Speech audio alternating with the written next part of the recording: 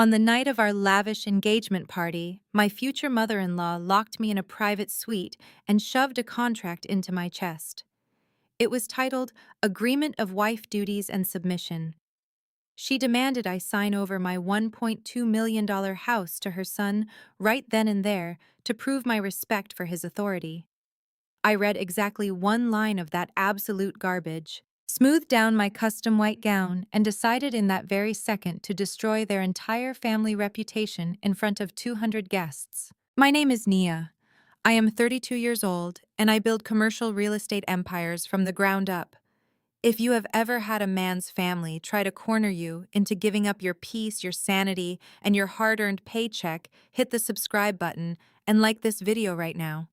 Because how I handled this ambush in my wedding dress is a masterclass in standing your ground and taking out the trash. The evening started as a glittering illusion. I had paid $40,000 out of my own pocket to rent the grand ballroom at one of Atlanta's most exclusive downtown hotels. The crystal chandeliers cast a golden glow over the tables, and the floral arrangements were nothing but imported white orchids. 200 of our friends' family members and business associates were mingling out there drinking top-shelf champagne that was currently charging directly to my platinum credit card. I thought I was hosting my engagement party.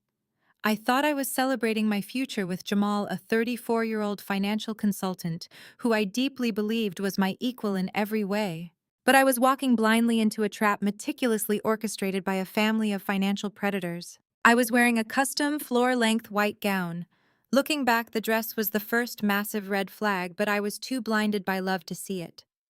Jamal's mother, Shirley, is 62 years old and serves as the head of the event committee at their mega church.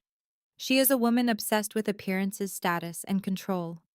When we started planning the engagement party, Shirley had begged me to wear a white bridal-style gown. She claimed it was for the aesthetic of the evening, saying it would look so elegant in the photographs, and that all the high society brides in Atlanta were doing it for their engagement shoots. I relented because I wanted to keep the peace. I wanted to be the good future daughter-in-law. I had no idea that she was dressing me for my own execution. About an hour into the party, right before we were supposed to make our grand entrance and give our toast, Shirley came up to me with a frantic look in her eyes. She grabbed my arm tightly, her acrylic nails digging into my skin, and whispered that there was an emergency with my dress and I needed to come to the bridal suite immediately. I did not question her. I gathered the heavy silk train of my gown and followed her down the long, carpeted hallway away from the music and the laughter of our guests. When we stepped into the plush bridal suite, Jamal was already standing there. He was wearing the custom tuxedo I had bought him for his birthday. He looked incredibly nervous, shifting his weight from foot to foot, refusing to make direct eye contact with me. I immediately asked what was wrong. Before I could even finish my sentence, Shirley slammed the heavy mahogany door shut behind us, and I heard the distinct click of the deadbolt locking. The atmosphere in the room instantly turned suffocating. The charming, overly sweet mother-in-law act dropped from Shirley's face completely. She looked at me with a cold, calculated stare that sent a shiver down my spine. She reached into her designer tote bag, pulled out a thick stack of legal documents stapled together, and literally shoved them into my chest. I reflexively grabbed the papers before they fell to the floor. I looked down. The bold black text at the top of the page read, "Agreement of Wife Duties and Submission." My brain struggled to process what I was holding. I looked at Jamal, expecting him to snatch the papers away and ask his mother what she was doing. Instead, he took a step toward me, putting on his best charming smile, the one he used to close bad business deals. He reached out and tried to rub my arm soothingly. Jamal said, "Baby, do not freak out." My mom and I were talking, and we realized that long engagements are just a waste of time and money. The pastor from our church is literally standing in the hallway right now.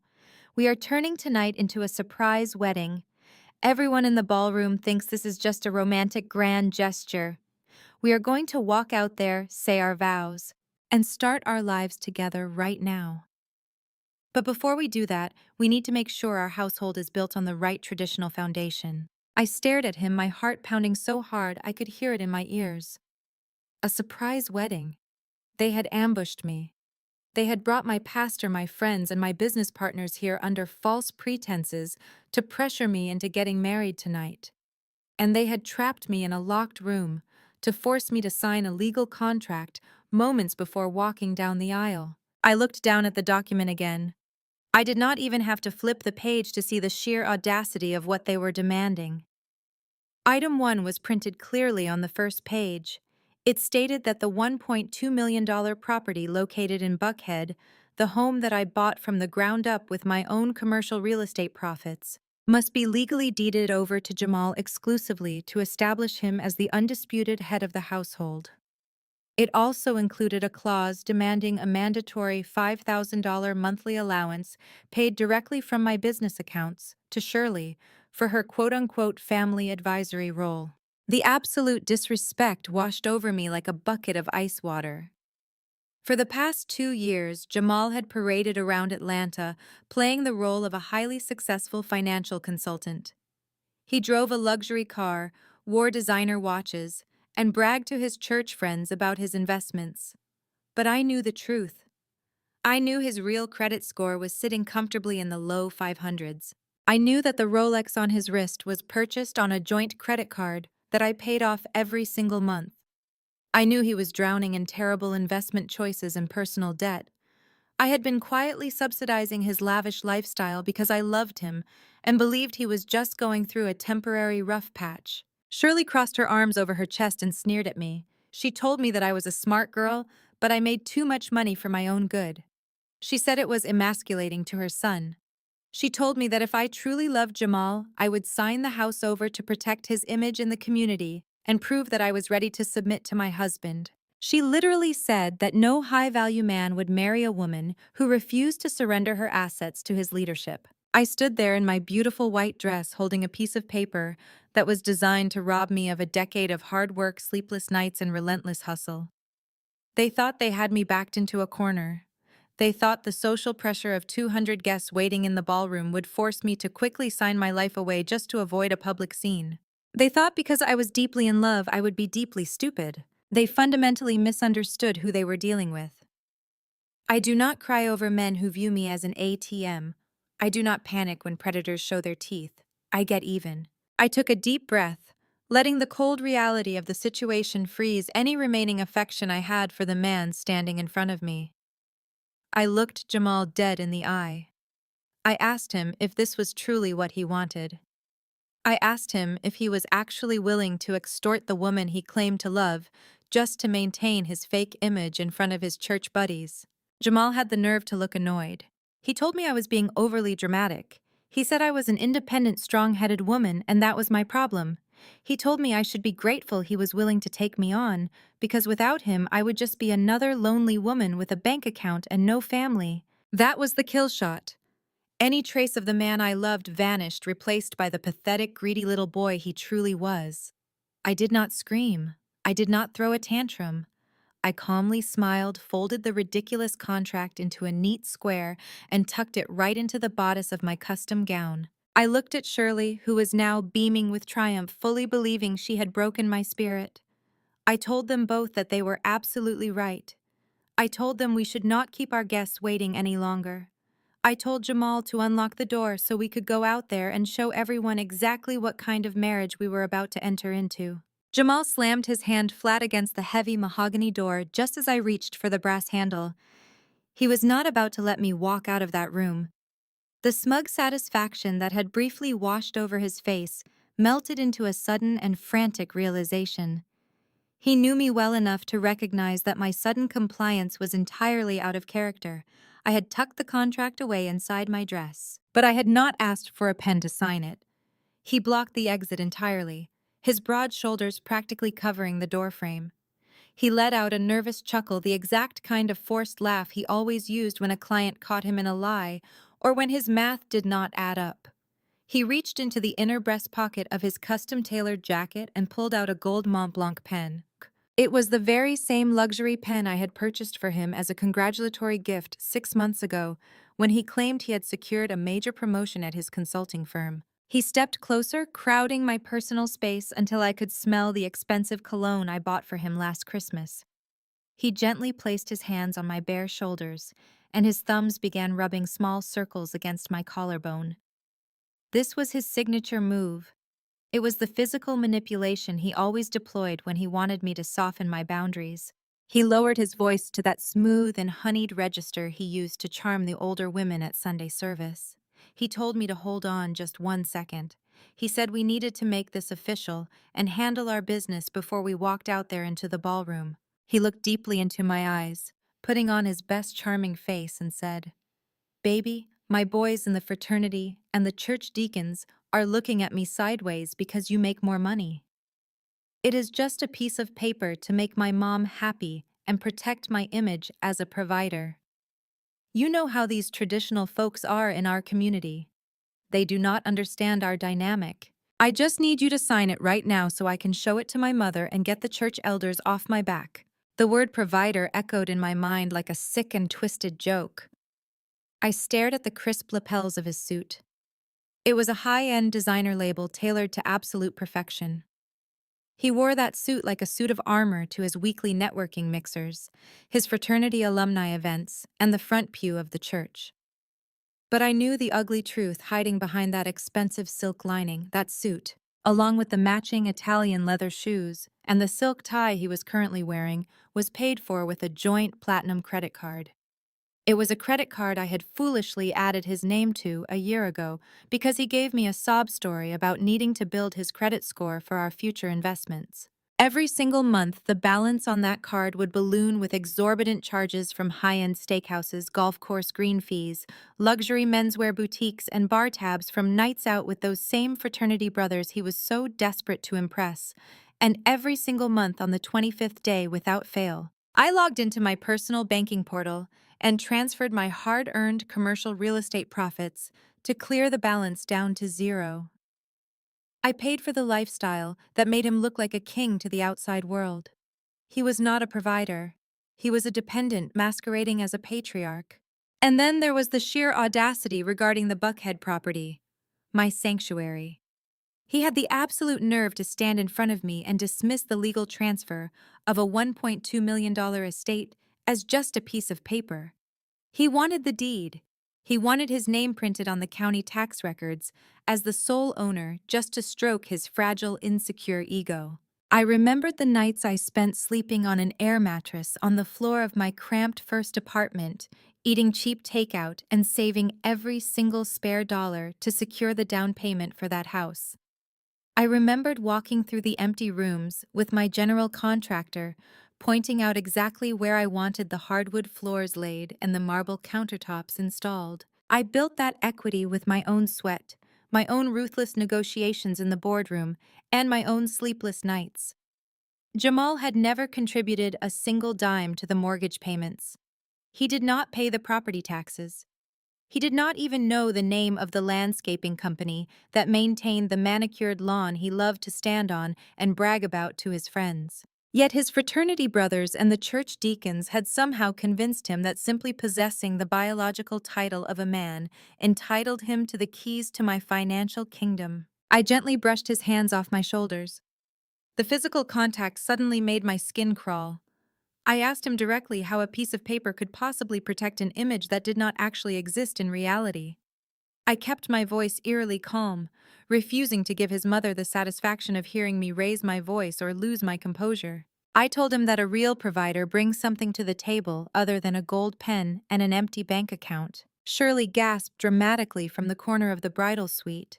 She clutched the heavy pearl necklace resting against her chest like she had just witnessed a crime. She stepped forward, her face twisting into an ugly mask of righteous indignation. She pointed a freshly manicured finger right at my face and declared that my arrogant attitude was exactly why I was struggling to keep a good man. She said a virtuous woman builds her house, but a foolish one tears it down with her own pride. She told me that Jamal was generously offering me the spiritual covering of a husband and a position of immense respect within their prestigious church community, and I was ungratefully throwing it back in his face over mere worldly possessions. Mere worldly possessions. That is exactly what they called a seven-figure real estate asset when it belonged to a hardworking woman. but the exact moment it was intended to be transferred to her son, it suddenly became a vital and sacred tool for his masculine validation. The hypocrisy in that room was so thick I could practically choke on it. They were actively using the language of faith, submission, and tradition to execute a calculated financial heist. They were trying to weaponize my natural desire for a loving family against my bank account. I looked back at Jamal to see if he would defend me against his mother. He did not. His charming facade was finally beginning to crack under the heavy weight of my silence. The gold Mont Blanc pen in his hand was trembling slightly. He tried again, shifting his tactics from charming manipulation to desperate whining. He told me that his fraternity brothers were already making slick jokes behind his back about him living in his girlfriend's house. He said they called him a kept man, and it was ruining his reputation in the city. He confessed that the senior deacons at the church had pulled him aside after service last Sunday, questioning his spiritual ability to lead a household if he could not even secure his own property deeds. He whined that it was deeply humiliating for him to pull up to the country club in a luxury car, only for everyone to know that the registration and the insurance were mailed to a house entirely in my name. This was the absolute pinnacle of gaslighting. He was actively attempting to make me feel guilty for his own deep-seated insecurities. He wanted me to believe that my financial success and my ambition were the true sources of his public embarrassment. Instead of stepping up, working harder, taking accountability, and building his own wealth from scratch like I did, he wanted to simply absorb mine and legally claim it as his own. He wanted to copy and paste his name directly over my decade of achievements so he could parade around Atlanta playing the role of a self-made king. I refused to take the bait. I did not defend my success to him. I did not apologize for my ambition or my bank balance. I simply held out my open hand and told him to give me the pen. His eyes lit up with a pathetic, desperate glimmer of hope. He immediately placed the heavy gold pen into my palm, letting out a loud and heavy sigh of relief. He looked over at his mother and shot her a victorious, arrogant grin, silently taking full credit for breaking down my resistance. He truly believed his little pathetic speech about his fraternity brothers had worked. He genuinely believed I was willing to buy his public dignity at the steep cost of my own financial security. I took the pen and clicked it open, testing the ink on my thumb. I looked at the contract still tucked slightly inside the bodice of my gown. I looked Jamal dead in the eyes and told him that I would not sign away my life in a locked room like some kind of secret hostage.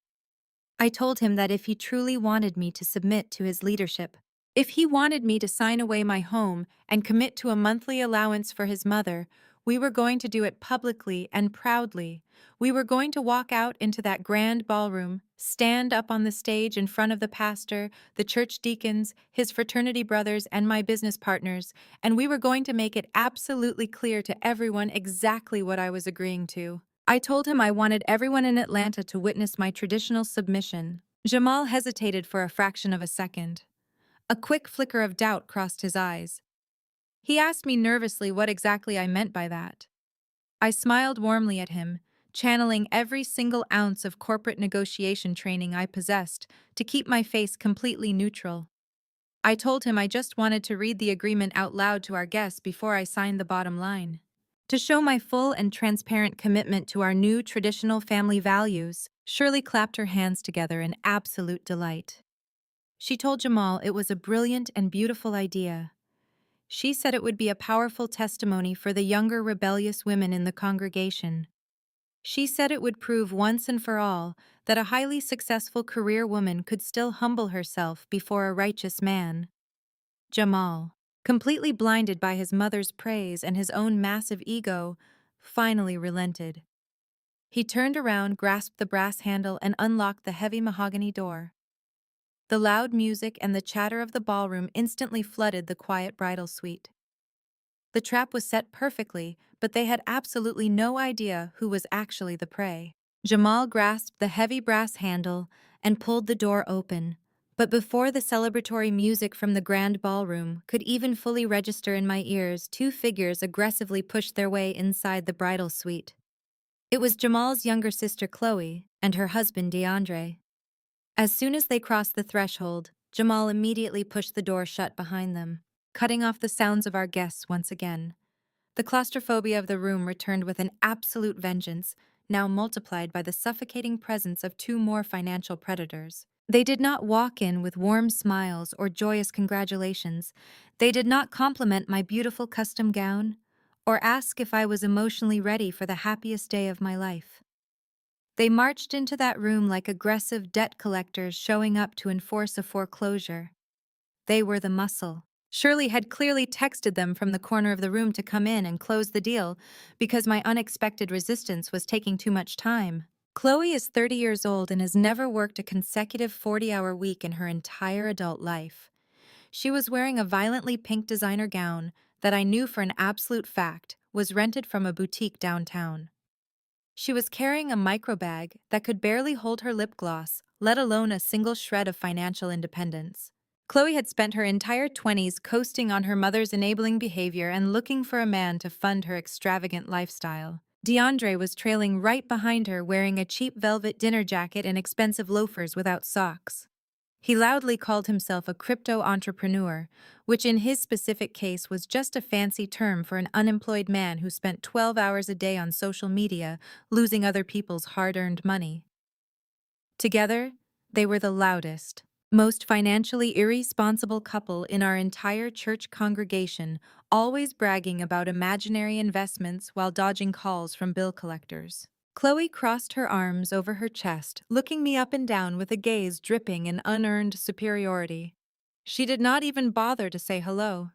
She looked straight at the bodice of my dress where I had tucked the contract and scoffed loudly. She rolled her eyes and let out a long, exasperated sigh, acting like my reluctance to give away $1 million real estate asset was a massive personal inconvenience to her social schedule. She took a step closer, her voice dripping with fake, condescending pity. She said, "Come on, Nia, are you seriously in here giving my brother a hard time on your wedding night? Just sign the papers so we can get out there to the open bar. You are making this way deeper than it needs to be. Let us be real for a second. You are 32 years old. You work from sunrise to sunset in a male-dominated industry. You are exhausted all the time, and you do not have that soft feminine energy that men actually want." I stared at her, marveling at the sheer audacity of this unemployed woman lecturing me about my work ethic. But she was just getting started. Chloe smirked and continued her ridiculous speech. She told me I should be counting my blessings right now instead of acting stubborn. She said I was incredibly lucky that a handsome, high-value man like her brother was willing to overlook my aggressive masculine traits and give me his prestigious last name. She claimed he was offering me a real family and a protective covering, and warned me not to ruin the best thing that ever happened to me just because I wanted to play boss babe. The urge to slap the rented lip gloss right off her mouth was overwhelming, but I kept my hands perfectly still at my sides. I had spent years negotiating multi-million-dollar commercial leases with the most ruthless sharks in Atlanta. I was not about to let a woman who still used her mother's Netflix password make me lose my absolute composure. I looked over at DeAndre to see if he was going to check his wife for speaking to me with such blatant disrespect. Instead, he puffed out his chest, adjusted his velvet lapels, and confidently stepped into the circle. DeAndre started using his hands aggressively when he talked, trying his hardest to project that alpha male podcast energy he constantly worshipped online. He pointed a finger at me and said I needed to listen to his wife. He claimed this entire contract was about building a dynasty. He said that as the men of this family, he and Jamal had a massive vision for generational wealth. He told me they needed the women to fall in line, humble themselves, and completely trust their masculine leadership. DeAndre looked me dead in the eyes and delivered the most delusional sentence I had ever heard in my life. He said, "When you sign over that house, you are not losing an asset, Nia. You are investing in the family trust. It is just basic economics. We need your liquidity and your collateral to make big moves in the market. Do not be selfish and hold the family back." Liquidity, collateral. The words hung in the stale air of the bridal suite like a bad smell. Why would DeAndre, a man who supposedly made millions trading cryptocurrency, care so deeply about the collateral of my personal real estate? Why was my liquidity suddenly the key to his imaginary family trust? Something clicked sharply in the back of my brain. This was not just about Jamal's bruised ego and his need to look like a provider. This was not just about Shirley wanting a $5,000 monthly allowance to fund her church hats. This was a highly coordinated strike. I reached into the bodice of my gown and pulled the thick stack of papers back out. I completely ignored Chloe's triumphant smirk as she clearly assumed her little speech had worked, and I was finally preparing to sign. I ignored DeAndre's nodding approval. I flipped past the first page, scanning the dense legal jargon that Shirley had undoubtedly paid a shady lawyer to draft for them. I skimmed past the ridiculous clauses about cooking Sunday dinners and submitting to Jamal's final say in all household financial decisions. I turned to the third page, running my manicured fingernail down the heavy black text. Then my eyes landed squarely on item 4. The text was bolded and underlined for maximum legal emphasis. It read, "The wife agrees to act as a primary financial guarantor for DeAndre's $500,000 business loan in order to keep family wealth circulating and to fully support the entrepreneurial ventures of the household." I read the sentence a second time to make absolutely sure the words were not playing tricks on my eyes. $500,000. A primary financial guarantor. DeAndre did not want me to simply invest in his family. DeAndre was drowning in debt. He had taken out a massive $500,000 loan, probably blown every single cent of it on bad crypto trades and fake luxury flexes on social media, and now the bill was finally due. He had zero assets to his name. Chloe had absolutely no steady income. Jamal was functionally broke and surviving entirely on my credit. They needed a sacrificial lamb. They needed someone with a pristine 800 credit score and millions of dollars in verifiable commercial assets to co-sign that massive debt before the creditors came knocking at their door and ruined their fake high society reputation. The full weight of the situation hit me like a runaway freight train. This event tonight was never a romantic surprise wedding. This was a calculated financial heist. It was a highly organized, premeditated robbery dressed up in white lace floral arrangements and holy matrimony. Shirley, Jamal, Chloe, and DeAndre had literally sat around a dinner table somewhere and plotted exactly how to extract my hard-earned wealth to save themselves from total financial ruin. They had weaponized my love, my deep loyalty, and my Christian faith to set an elaborate trap. They purposely rented a lavish ballroom. They purposely invited my wealthy colleagues, my business partners, and the elders of their church to create a psychological pressure cooker. They designed an environment so incredibly intense and public that they truly believed I would blindly sign away my entire life just to avoid a humiliating scene. They thought I would be far too embarrassed and rushed to actually read the fine print of the document. They thought I was just a desperate aging woman who would pay any price for a wedding ring. I looked up from the paper and slowly observed the 4 people standing in that room. I saw them for exactly what they were. Jamal was simply the bait. He was the handsome face meant to distract me while his family picked my pockets clean. Shirley was the mastermind utilizing religion and tradition as a weapon of mass manipulation. Chloe and DeAndre were the desperate, starving parasites waiting to feast on the scraps of my bank account. A strange, terrifying calm washed over my entire body. The anxiety in my chest completely vanished, replaced by an absolute freezing rage. Auntie always taught me that you never weep over broken men, and you certainly never negotiate with financial terrorists. I did not scream. I did not cry. I did not throw the papers in their faces. I simply smiled a cold, dead smile that made Jamal take a small step backward. I carefully folded the contract back up, holding it tightly in my hand. I told them they were absolutely right, and it was time to join our guests. But as I took my first decisive step toward the heavy mahogany door, Jamal realized my hand was completely empty of ink. He saw that the signature line at the bottom of the 4th page was still glaringly blank. I had folded the document, but I had not signed away my life. Jamal moved faster than I had ever seen him move. He lunged forward and slammed his entire forearm across the doorframe, physically barricading my exit. The charming nervous groom act evaporated into thin air. The smooth honeyed tone he used for the church elders completely vanished. His face contorted into an ugly, unfamiliar mask of pure hostility. The veins in his neck bulged against his pristine white collar. He looked down at me, his eyes dark and vicious. He spat his words out with a venom that physically stung my face. He demanded to know where I thought I was going. He leaned in so close I could feel the heat of his breath. He asked me if I honestly thought I could do better than him. And then he delivered the lines he had probably been saving up for months. The deeply rooted insecurities he harbored about my success finally boiling over into outright verbal abuse. He sneered, his lip curling in absolute disgust. He told me I was nothing but an aging, hyper-independent black woman. He said my standards were delusional and my attitude was repulsive. He pointed a finger directly at my face and declared that without him, I was just going to end up rich and entirely alone.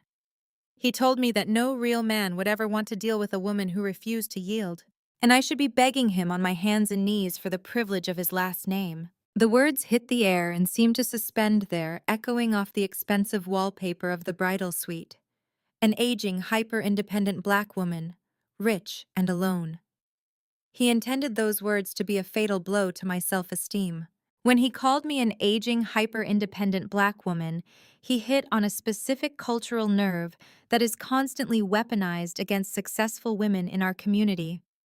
Society conditions us to believe that our achievements make us unlovable, that our high standards make us difficult, and that our financial stability is somehow a threat to the natural order of relationships. Jamal was weaponizing this exact societal narrative to force my compliance. He wanted me to look at my massive real estate portfolio, my stellar credit score, and my thriving business, and view them as flaws that I needed to apologize for. He wanted me to believe that a 32-year-old woman with $1 million home was somehow less valuable than a 30-year-old woman who needed a man to pay her phone bill. The absolute delusion of his statement was staggering. I was 32. I was in the prime of my life, my health, and my earning potential. I had built a commercial real estate firm from scratch, navigating zoning laws, cutthroat contractors, and massive bank loans entirely on my own. I did not need Jamal's last name to give me an identity. I already had a name that commanded respect in every boardroom in Atlanta.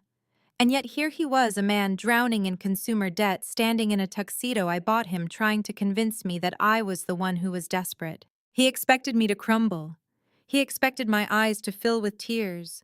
He expected me to desperately backtrack, to apologize for being too strong, to beg for his forgiveness, and to frantically sign the contract just to prove I was worthy of his mediocre love.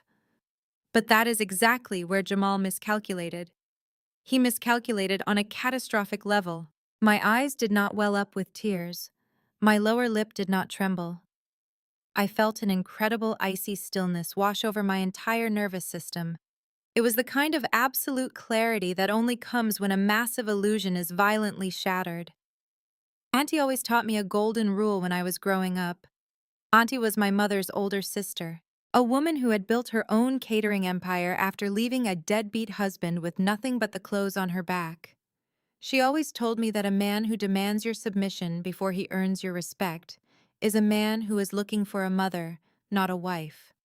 She warned me that predators always target the most capable women, because a capable woman can carry the weight of a useless man while making it look like a partnership to the outside world. She said we never ever weep over broke men. We do not shed tears for parasites who try to convince us that our crown is too heavy just because they lack the strength to help us carry it. Jamal calling me rich and alone was not the devastating insult he thought it was. It was a beautiful prophecy. Being rich and alone sounded like absolute paradise compared to being broke, stressed, and legally bound to a family of financial vampires. I let the reality settle in my heart. The love I had for him, the hopes I had for our future children, the vision of us building an empire together, it all died right there on the expensive sweet carpet. And in its place, a pristine diamond-hard resolve crystallized. I stared at him, truly observing the man I had almost married. I saw the desperate sweat forming on his forehead. I saw the cheap character hiding behind the expensive tuxedo. I saw a man who was so terrified of his own inadequacy that he had to try and break a woman down to build himself up. He was not a king. He was just a coward with a good haircut and a loud mother. Behind him, Shirley, Chloe, and DeAndre stood in dead silence watching this psychological warfare unfold. They were waiting like vultures on a fence, eager to see if Jamal's vicious verbal attack had finally broken the prey's neck. Shirley had a look of proud vindication on her face. She loved seeing her son exert this toxic dominance. Chloe looked gleeful, practically vibrating with excitement at the sight of me being put in my place. I knew that if I fought back right then and there in that locked room, I would give them exactly what they wanted. I would be labeled the angry, irrational, aggressive black woman. They would twist the narrative. They would walk out of that room playing the victims, claiming I had a sudden mental breakdown and ruined the wedding because I was afraid of commitment. I could not let them control the narrative. If I was going to burn this bridge, I was going to use a flamethrower in broad daylight. A cold, calculated fury took over my mind. The businesswoman inside me, the one who navigated ruthless commercial real estate deals with corporate sharks, stepped forward and took the wheel. I knew exactly how to play this hand. I let my shoulders drop physically, feigning a posture of defeat. I looked down at the floor, allowing a soft, trembling sigh to escape my lips. I slowly raised my eyes to meet Jamal's, making sure to widen them just enough to look suitably chastised and heartbroken. I reached out and gently touched his forearm, the one still aggressively blocking the door. I whispered that he was right. I told him I did not want to be alone. I told him I was sorry for being so difficult and that my independence was just a defense mechanism because I had never had a real man to protect me before. The physical transformation in the room was instantaneous and utterly nauseating. Jamal's rigid muscles immediately relaxed. The ugly, vicious mask melted away, replaced instantly by that arrogant, triumphant smirk. He puffed his chest out, visually inflating with the false pride of a man who believes he has just successfully tamed a wild animal. He reached over and actually patted my head. He patted my head like I was an obedient dog that had finally learned how to sit on command. Shirley let out a loud, dramatic sigh of relief, clapping her hands to her chest. She praised the Lord out loud, declaring that the spirit of rebellion had finally been cast out of the room. Chloe giggled, bumping her shoulder against DeAndre, muttering that it was about time I figured out how the real world worked. DeAndre just nodded, adjusting his cheap velvet lapels, looking at me with a sickening expression of patriarchal approval. They all bought the performance entirely. They were so blinded by their own greed and their desperate need to assert dominance over me that they could not see the absolute trap I was setting for them. I took the gold Mont Blanc pen from Jamal's hand. I did not click it open. I simply held it between my fingers. I took the thick, multi-page contract and deliberately folded it in half. I reached up and tucked the entire document deeply into the sweetheart neckline of my custom white gown, pressing it flat against my chest, where everyone could see exactly where it was safely stored. I looked at Jamal, flashing him a soft, compliant smile that did not reach my eyes. I told him we could handle the signatures and the notary the second the ceremony was over. I said, "You are right, Jamal. Let us go to the altar. I am ready to show everyone exactly what kind of union we are making today." Jamal beamed. He stepped away from the door, reached out, and offered me his arm. He told me that this was the smartest decision I would ever make in my entire life.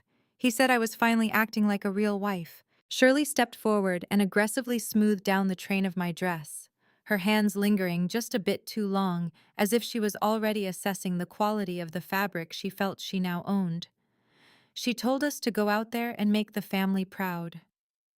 Chloe and DeAndre practically sprinted out the door ahead of us, eager to get to the open bar that I was currently funding, ready to celebrate their incoming $500,000 bailout. As Jamal opened the heavy suite doors, the sounds of the grand ballroom hit us in full force. The live band I had hired was playing a smooth instrumental jazz cover of a love song. The low hum of 200 wealthy, influential guests chatting and laughing filled the corridor. The atmosphere was electric with anticipation for the grand entrance of the happy couple. Jamal locked his arm through mine, his grip tight and possessive. He leaned down and whispered in my ear to smile for the cameras. He stepped out into the hallway, his head held high, looking every bit the proud, victorious groom. He had absolutely no idea that he was marching straight toward his own execution. He had no idea that my compliance was a weapon. He had no idea that the document resting against my chest was not a symbol of my submission, but the exact instrument I was about to use to financially and socially ruin him. They thought they had successfully broken my spirit in that locked room. They thought they had forced a hyper-independent woman into a corner. They did not realize they had simply activated a monster. And this monster was wearing white heading for the microphone and paying all the bills. Jamal walked me to the edge of the grand ballroom, where the heavy gold-leaf double doors were pulled completely shut. He let go of my arm, gave me a sickeningly sweet wink, and slipped through a side entrance to take his place at the front of the room. He wanted the full theatrical effect. He wanted to stand at the altar looking like the handsome providing groom while I made the long, solitary walk towards him. I stood alone in the quiet hallway for a few moments, waiting for the cue. My hands were not shaking. My heart was not racing with anxiety. The only thing I felt was the crisp edge of the multi-page contract pressing firmly against my chest underneath the expensive silk of my dress. Suddenly, the smooth jazz music playing inside the ballroom faded out completely. A heavy, expectant silence fell over the crowd. Then the live band struck up a beautiful soaring rendition of a traditional wedding march. It was a song I had casually mentioned loving months ago, and Jamal had clearly remembered it to use as a weapon of emotional manipulation tonight. The grand double doors swung open, pulled back by two hotel staff members in immaculate uniforms. The bright, warm light from the crystal chandeliers flooded into the hallway, illuminating me in my custom white gown. 200 guests collectively gasped and then immediately rose to their feet. I took my first step onto the pristine white aisle runner. It felt like stepping onto a battlefield. I kept my posture perfectly straight, my shoulders pulled back and my head held high. I looked out over the sea of faces in the room. I saw my colleagues from the commercial real estate firm, my mentors who had helped me navigate my first $1 million deals, and my sorority sisters who knew exactly how hard I had worked to build my empire. They looked incredibly confused but supportive, clapping softly, believing they were witnessing a spontaneous romantic gesture from a man who was deeply in love with me. They had absolutely no idea they were attending a hostage situation disguised as a wedding. As I placed one white satin heel in front of the other, my mind completely detached from the romance of the music. I went straight into the boardroom. I started running the cold, hard numbers. I calculated my exact net worth with absolute precision with every step I took. The property in Buckhead was currently valued at $1.2 million, entirely paid off, with the deed sitting safely in a lockbox under my name alone. My commercial real estate firm had just closed a massive acquisition downtown, securing a portfolio worth roughly $8 million. I had 6 months of emergency operating expenses sitting in high-yield liquid savings accounts. My personal credit score hovered flawlessly at 815. I was a self-made, completely independent financial powerhouse. Then I calculated the net worth of the man waiting for me at the end of the aisle. It did not take very long. Jamal had a credit score in the low 500s. He leased his luxury vehicle, and he was currently 2 months behind on the payments. The custom tuxedo he was wearing right now was charged to my platinum card. The designer watch gleaming on his wrist was a birthday present funded by my commercial real estate profits. His financial consulting business was a complete and utter mirage, generating barely enough revenue to cover his weekly networking bar tabs. His true net worth was completely negative. He was walking around Atlanta wrapped in a facade of wealth that was entirely subsidized by my bank account. And yet this broke insecure man had the absolute audacity to demand that I legally sign over my $1 million home to him simply because he possessed the biological title of a male. He wanted to be the head of a household he could not even afford to heat. I took another step, my eyes scanning the front rows where the family of the groom was seated. I calculated the rest of the financial heist. DeAndre, the loud-mouthed crypto entrepreneur who had just insulted my femininity in the bridal suite, was drowning in a $500,000 hole. He had likely defrauded the elderly members of their church congregation with fake investment schemes. And now they were using my pristine credit and massive assets as a human shield to protect him from federal wire fraud charges. And surely the devout praying mother of the church had written a clause demanding a $5,000 monthly allowance from my business accounts just to fund her extravagant church hats and lavish luncheons. Society constantly trains Black women to shrink our success so we do not intimidate the men around us. We are told to marry for potential. We are told to carry the financial burden while allowing the man to take the public credit, all in the name of traditional family values. I realized in that exact moment that I was not walking down the aisle toward a marriage. I was walking toward a financial slaughterhouse. I locked eyes with the women in Jamal's family sitting in the second row. I saw his older aunts, his female cousins, and the women from his church committee. They all had the exact same fake triumphant smiles plastered across their faces. These were the same women who had spent the last 2 years making snide passive-aggressive comments about my ambition. They were the ones who constantly asked me when I was going to slow down, quit working so many hours and focus on giving Jamal the soft, submissive wife he truly deserved. They had whispered behind my back that my career was a masculine trait, and that my financial success was a direct threat to the natural order of a Christian household.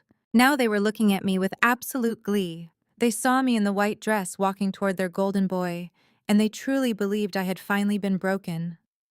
They thought the independent, wealthy businesswoman had finally surrendered her crown and submitted to their patriarchal fantasy. They thought I was walking to that altar to hand over my keys, my bank accounts, and my dignity, all for the social privilege of not being a single woman at 32. Their smug satisfaction was utterly nauseating, but it only fueled the freezing, calculated rage burning in my chest. I shifted my gaze to the front row. Shirley was standing there, dabbing at her dry eyes with a lace handkerchief. She was putting on a magnificent performance for the crowd. She looked at me, gave a small approving nod, and mouthed the words, "Thank you." She was thanking me for capitulating. She was thanking me for being the foolish, desperate woman who would fund her family's fraudulent lifestyle to save her son's fragile ego. I finally looked at Jamal. He was standing on the raised platform at the front of the ballroom, looking incredibly handsome and dangerously arrogant. He was bouncing slightly on his heels, a subtle tell that revealed his nervous energy, but his face was set in a mask of total confidence. He looked like a king waiting for his subject to bring him his tribute. Next to him stood the pastor, holding a thick leather-bound Bible, completely unaware that his holy presence was being actively used to facilitate a coordinated extortion attempt. I reached the end of the white aisle runner. The music swelled to a beautiful, dramatic crescendo and then gently faded away into a soft, romantic hum. The entire ballroom held its collective breath. Jamal took a step down from the platform. He flashed his million-dollar camera-ready smile and extended his right hand toward me. He expected me to place my hand in his step up onto the platform and publicly accept my new role as his financial hostage. He expected me to be the obedient, silent bride. I looked at his outstretched hand. I looked at the gold cufflinks I had purchased for our anniversary gleaming under the chandelier light. I did not raise my hand. I did not slow my pace. I did not even break my stride. I walked right past him. The smile on Jamal's face instantly shattered. His outstretched hand awkwardly fell to his side as I brushed past his shoulder, leaving a trail of expensive perfume in my wake. A ripple of confusion washed over the front rows. Shirley lowered her lace handkerchief, her brow furrowing in deep confusion. Chloe, standing off to the side, let out a sharp, audible gasp. I stepped smoothly up onto the raised platform, completely bypassing the groom. I walked directly over to the pastor, who was looking at me with wide, bewildered eyes. I gave the older man a warm, respectful smile. I reached out and gently but firmly took the wireless microphone right out of his hand. I turned around. I stood at the absolute center of the stage, elevated above the crowd, looking out over the 200 guests who had come to celebrate my engagement. The room was so completely silent that I could hear the faint hum of the air conditioning vents. Every single eye was locked entirely on me. I took a deep breath, feeling the crisp paper of the contract resting securely against my chest. I looked down at Jamal, who was staring up at me with a look of absolute, unadulterated terror dawning in his eyes. He finally realized that the hyper-independent Black woman he had tried to break was still fully in charge. I raised the microphone to my lips. The cold metal of the microphone felt heavy and grounding in my hand. I brought it close to my mouth and tapped the steel mesh screen twice with my index finger. The sharp percussive thumps echoed loudly through the state-of-the-art sound system I had personally rented for the evening. The crisp sound cut violently through the soft jazz music and the low hum of 200 wealthy guests mingling in the grand ballroom. Instantly, the clinking of crystal champagne flutes stopped.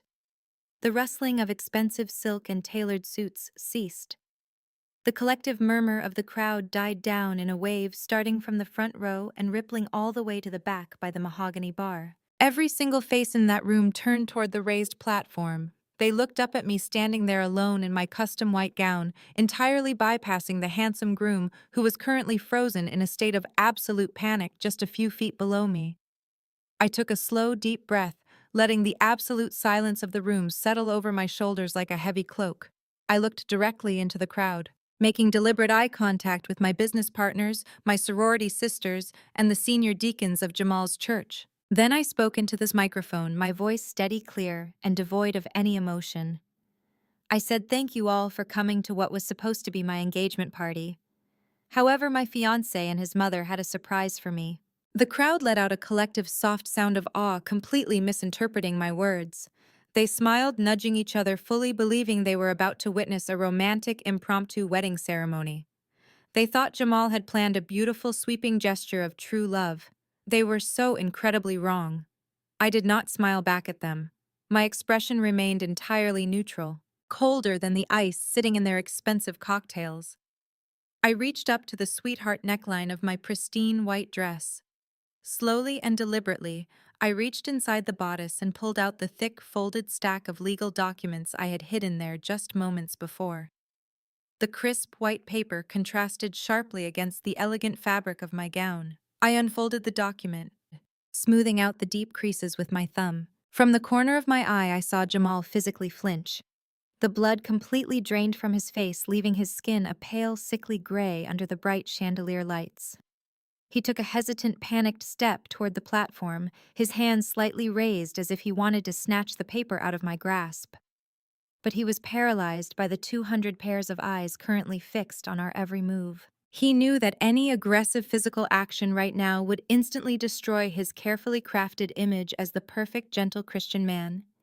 He was trapped by his own desperate need for public approval. I looked down at the document, holding it up just high enough for the first few rows to see the dense, legally binding text covering the pages. I brought the microphone back up to my lips. I told the room that just 10 minutes ago I was locked inside the bridal suite by my future mother-in-law and my fiancé. I explained that I was ambushed, physically blocked from leaving the room, and handed this exact stack of papers. I paused, letting that information hang in the quiet air. The warm, romantic smiles on the faces of my guests instantly vanished. Confusion set in, followed rapidly by a rising tension that felt thick enough to cut with a knife. I looked straight at the front row where Shirley was sitting. Her smug, triumphant posture had completely evaporated. She was gripping the armrests of her chair so tightly that her knuckles were turning white. I cleared my throat and announced the title of the document to the entire ballroom. I read the words, Agreement of Wife Duties and Submission. A sharp, audible gasp ripped through the audience. My commercial real estate mentors, women who had fought tooth and nail to break glass ceilings in a male-dominated industry, literally dropped their jaws. My sorority sisters exchanged looks of absolute horror and disgust. Even the older traditional women in the congregation shifted uncomfortably in their seats, recognizing the toxic, controlling language for exactly what it was. But I was not finished. I told the crowd that I wanted to share a few of the specific demands my future husband required before he would bless me with his last name. I directed my attention to the first page. I read item 1 directly into the microphone, my voice echoing off the high vaulted ceilings. I read that the $1.2 million property located in Buckhead. The property I purchased entirely with my own money must be legally deeded over to Jamal exclusively to establish him as the undisputed head of the household. The reaction was instantaneous and explosive. The room erupted into shocked whispers and outraged muttering. A millionaire businessman standing near the bar let out a loud, mocking scoff that carried across the room. People began staring at Jamal, their eyes filled with a mixture of pity, confusion, and outright contempt. The illusion of the wealthy, high-value provider was instantly shattered, replaced by the pathetic reality of a man trying to extort a woman for real estate. Jamal looked like he was going to vomit. He looked frantically at the church elders, desperately searching for any sign of support, but they were staring at him with cold, hard judgment. I did not give him a single second to recover. I turned the page of the contract, the sound of the thick paper rustling loudly through the sensitive microphone. I told the audience that the greed did not stop at my primary residence. I told them that Jamal's mother also had specific financial demands for her spiritual covering. I looked directly at Shirley, locking eyes with her as I read the next clause.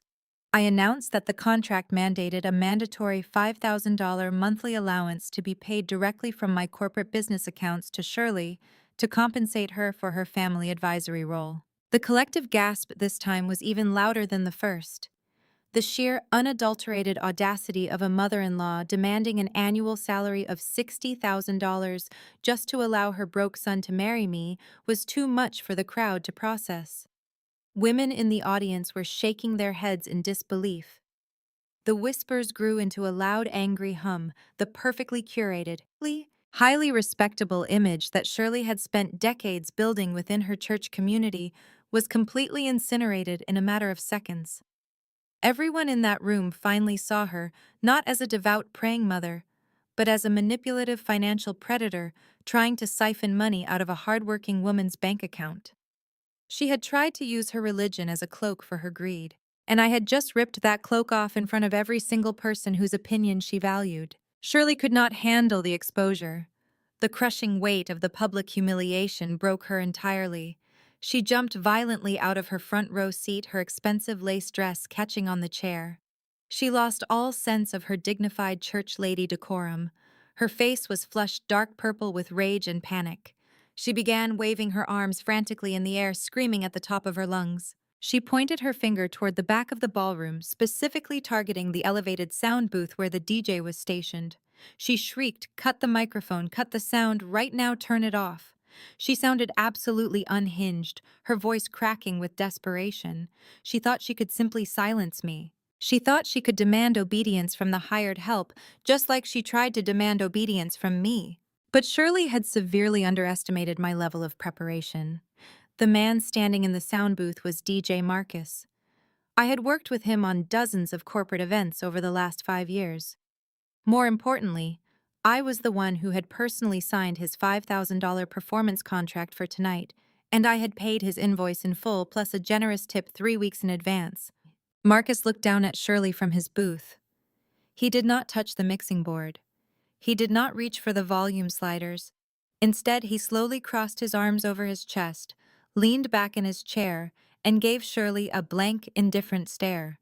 He was completely on my side. The microphone in my hand remained perfectly live, picking up every single ragged breath Shirley took. I stood tall on the platform, holding the mic, watching the total collapse of the family that had tried to bury me. The power dynamic in the room had shifted entirely, and there was absolutely nothing they could do to stop the avalanche they had started. I was just getting warmed up, and the night was far from over. Jamal finally snapped out of his shock. The survival instinct of a cornered narcissist kicked in with a sudden burst of energy. He lunged forward, taking the steps up to the platform in one desperate leap. His eyes were wide with a wild, uncontrollable panic, the charming facade completely stripped away to reveal the terrified little boy hiding underneath. He reached out with both hands, lunging directly for the microphone I held securely in my right grip. He wanted to silence me by any means necessary, even if it meant physically wrestling me in front of our entire social circle and his esteemed church congregation. He was operating on pure adrenaline and sheer terror, desperate to stop the truth from bleeding out into the open air. But I had spent the last 10 years anticipating the moves of ruthless corporate sharks in high-stakes boardrooms. I had negotiated multi-million-dollar commercial leases with men far more intimidating and calculated than Jamal could ever hope to be. I saw his desperate lunge coming a mile away. I took a swift, elegant step backward, allowing the heavy silk train of my custom white gown to flow gracefully around my ankles. I easily sidestepped his clumsy advance with the calm precision of a matador. Jamal stumbled forward, his expensive leather shoes slipping slightly on the highly polished wood of the stage. He caught his balance just before falling completely flat on his face, but the visual damage was already done. He looked frantic, unhinged, and completely out of his depth. Before he could recover his footing and make another pathetic grab for the audio equipment, I brought the microphone right back to my mouth. I did not yell. I did not need to raise my volume at all.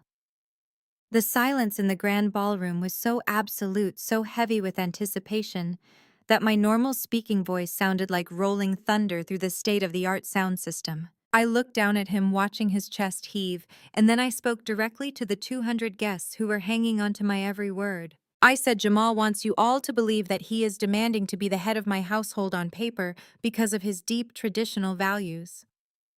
He wants his fraternity brothers and his church deacons to think he is a powerful provider stepping up to lead his family into the future. But the absolute truth is that Jamal wants to be the head of the household on paper because his real credit score is currently sitting at 520. The collective gasp that followed was sharp, brutal, and utterly devastating.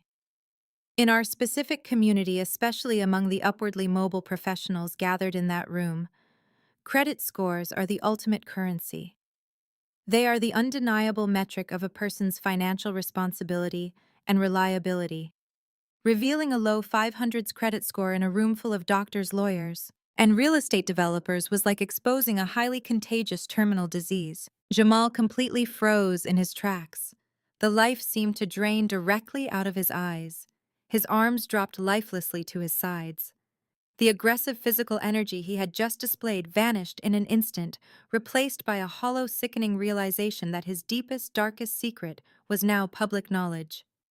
He stood there on the stage, entirely exposed, unable to hide behind his mother's church credentials or his own smooth-talking charm. But I was not going to stop at his abysmal credit score. The dam had broken, and I was going to let the floodwaters completely wash away the fake kingdom he had built on my dime. I pointed my free hand directly at his left wrist, where a heavy diamond-encrusted Rolex caught the bright light of the crystal chandeliers overhead. I told the entire room to take a very good look at that watch. I told them that Jamal loved to flash that specific timepiece at networking events, high-end charity galas, and Sunday morning church services. I told them he used it as a prop, pretending it was the tangible fruit of his highly successful financial consulting firm. I leaned slightly into the microphone, making sure my diction was absolutely perfect, and stated clearly that Rolex on his wrist was paid for by my Platinum American Express card. I watched the eyes of his fraternity brothers sitting together in the third row. These were men who had cheered for him, men who had likely felt insecure about their own careers and bank accounts compared to Jamal's flashy, constant displays of wealth on social media. Now those same men were leaning forward in their seats, their faces twisted in a mixture of profound shock, betrayal, and absolute disgust. They began whispering furiously to one another, putting the puzzle pieces together in real time. The flawless illusion was cracking wide open right before their eyes, and they were watching the golden boy of their chapter plummet from grace. I continued my public financial autopsy without missing a beat.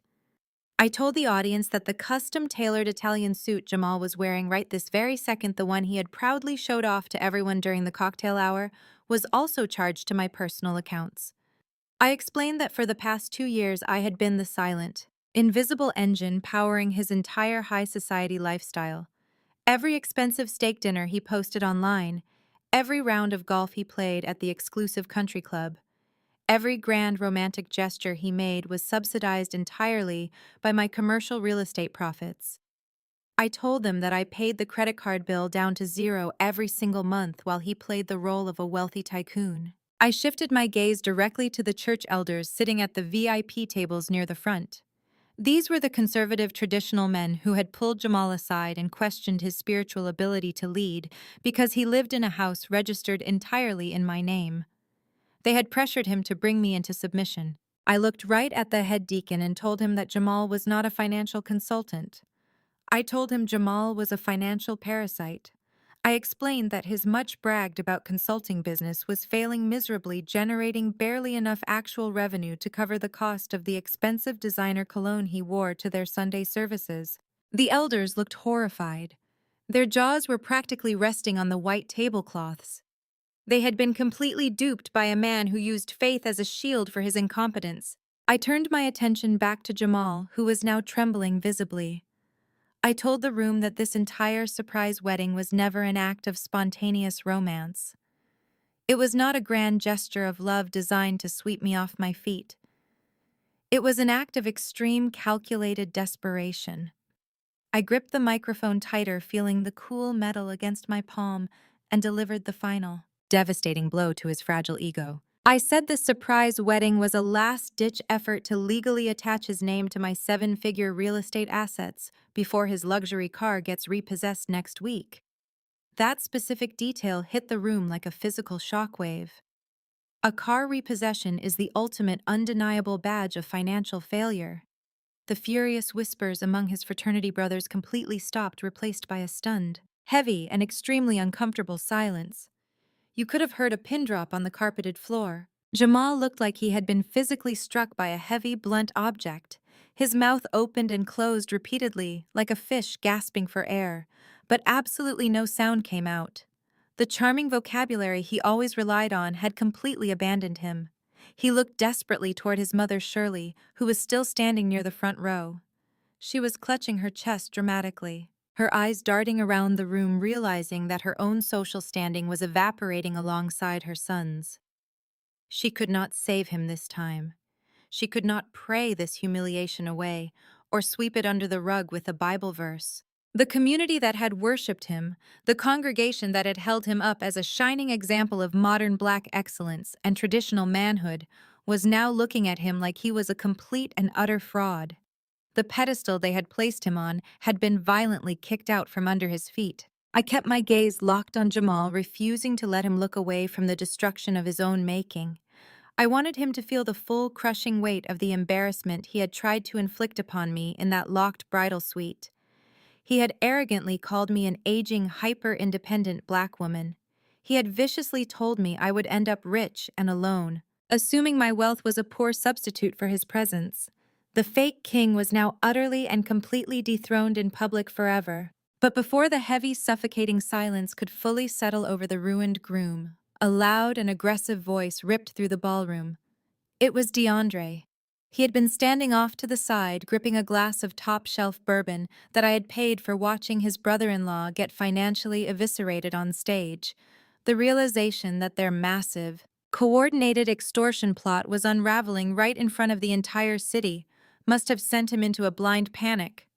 Instead of keeping his mouth shut and slipping out the back door like a smart criminal, his inflated ego and his desperate need to maintain his alpha male podcast persona took over. He took 3 aggressive steps forward, pointing a shaking finger directly at me. He yelled at the top of his lungs, calling me a liar. He shouted to the crowd not to listen to a single word coming out of my mouth. He claimed I was just a bitter, hysterical woman who was having a public mental breakdown because Jamal had tried to set some healthy boundaries in our relationship. He desperately tried to rally the frat brothers and the church deacons, shouting that I was fabricating the entire story to embarrass their family because I was too arrogant to submit to a righteous household. It was the biggest mistake he could have possibly made. I did not flinch. I did not raise my voice to shout back at him. I simply turned my head, my eyes locking onto his cheap velvet dinner jacket. A slow, chilling smile spread across my face. I was genuinely thrilled that he had volunteered to be the next casualty. I had enough ammunition in my hands to take down the entire bloodline, and DeAndre had just willingly walked right into the crosshairs. I raised the microphone back to my lips. I told DeAndre that since he was so incredibly eager to join the conversation, we should absolutely discuss his specific role in this traditional family dynamic. I looked down at the thick stack of papers still resting in my left hand. I flipped past the first 2 pages of the contract, the loud rustle of the paper echoing through the sound system. I told the audience that Jamal and Shirley were not the only ones who had financial demands tonight. I explained that this surprise wedding was actually a highly organized group project. I found the third page and flattened it out. I looked directly at DeAndre, whose false bravado was already beginning to waver under the intense, unblinking scrutiny of 200 wealthy guests. I told him I was going to read his specific contribution to my marital vows. I read item 4 loudly and clearly into the microphone. I announced that the wife agrees to act as a primary financial guarantor for DeAndre's $500,000 business loan in order to keep family wealth circulating and to fully support the entrepreneurial ventures of the household. A wave of profound confusion washed over the ballroom. The guests began looking at each other, trying to make sense of the sheer absurdity of the clause. Why on earth would a bride be legally required to co-sign a $500,000 loan for her future sister's husband on the night of her wedding? It defied all bounds of logic, business, and common sense. I let the confusion simmer for a few seconds before I provided the devastating context. I walked slowly to the very edge of the raised platform, bringing myself as physically close to the front row tables as possible. I bypassed Jamal completely, leaving him standing there like a hollow statue. I directed my attention entirely to table number 1. Table 1 was reserved for the most senior respected members of Shirley's mega church. Sitting right in the center was Deacon Thomas, an 80-year-old man who had spent his entire life running a successful hardware store before retiring. He was the head of the church finance committee, entrusted with managing the congregation's building funds and the retirement savings of the elderly parishioners. I looked Deacon Thomas directly in the eyes. I asked him if he remembered the highly persuasive, incredibly flashy presentation DeAndre had given to the finance committee 6 months ago. I reminded the table of how DeAndre had stood in front of them in his tailored suits, throwing around complex tech jargon, promising to double their conservative retirement funds by moving them into his exclusive crypto startup. I reminded them of how Shirley, sitting right there in the front row, had personally vouched for him, utilizing her decades of trust within the church to convince those elderly people to hand over their life savings to her son-in-law. Deacon Thomas slowly nodded his head, his face entirely serious, a look of deep concern beginning to etch into his weathered features. The other elders at the table leaned in, the festive atmosphere of the evening entirely forgotten. They were no longer wedding guests. They were investors realizing they were standing on a trap door. I gripped the microphone and delivered the killing blow. I told Deacon Thomas that the exclusive crypto startup was a complete and total lie. I told the entire table that the $500,000 they had entrusted to DeAndre was gone. It was not tied up in a fluctuating market. It was not locked in a secure digital wallet.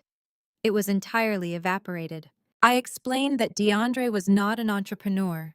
He was a reckless gambler. He had taken $500,000 of the church's retirement money and blown every single cent of it on volatile, highly leveraged day trading while sitting on his couch, pretending to be a financial genius. I told them he was drowning in margin calls, and the accounts had been liquidated to 0 weeks ago. The silence that followed was not the quiet, awkward tension from earlier. It was the terrifying, heavy silence that immediately precedes a violent storm. I turned my gaze back to DeAndre, who was now physically trembling. I spoke into the microphone, my voice dripping with absolute contempt.